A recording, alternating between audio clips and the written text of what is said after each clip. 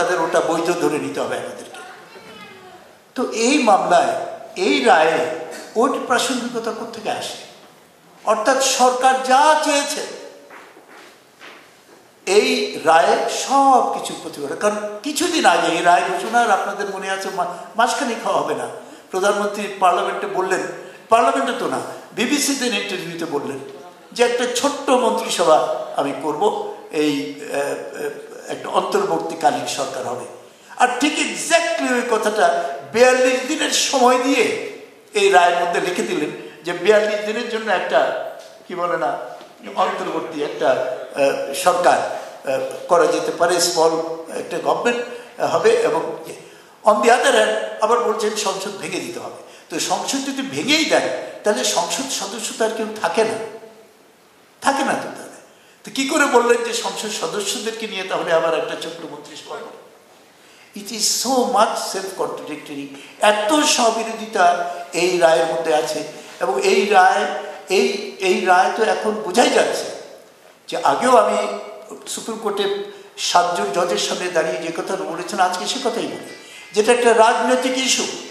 আদালতে রাজনৈতিক ইস্যু নিয়ে আপনারা রাজনৈতিক ইস্যু থেকে আপনারা বিরত থাকুন।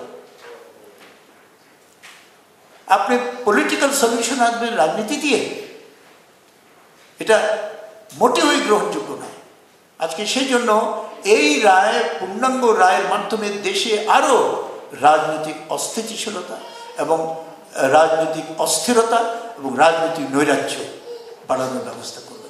অথচ সরি আমি একটু সময় নিচ্ছি, জুরিসপ্রুডেন্সের মেইন জিনিসটা হলো এই যে গ্রিকরা যখন প্রথম বা রোমান স্টেটে যখন এই যে জাস্টিস সিস্টেম ডেভেলপ করা শুরু করলো, ইংল্যান্ডে যখন এটাকে কংক্রিটাইজ করা হলো, হোল আইডিয়া হলো যে supreme court of the country, highest court, দেশের ট্র্যাঙ্কুইলিটি রাখার চেষ্টা করবে, শান্তি বজায় রাখার চেষ্টা করবে, এই যে সংঘর্ষ নিরসনের ব্যবস্থা করবে, সংঘর্ষ বাড়ানোর চেষ্টা করবে না। Bangladesh is the only judiciary যেখানে রাজনৈতিক ইস্যুগুলোকে নিয়ে দেশের মধ্যে অশান্তি বাড়ানো, সংঘর্ষ, কোথায় তাদের রোল হওয়া উচিত এমএটি আনা, যে ট্র্যাঙ্কুইলিটি আমরা বলি, জাজেস আর suppose to bring tranquility in society দেশে। কারণ বিচারের জন্য আমরা যাই কেন?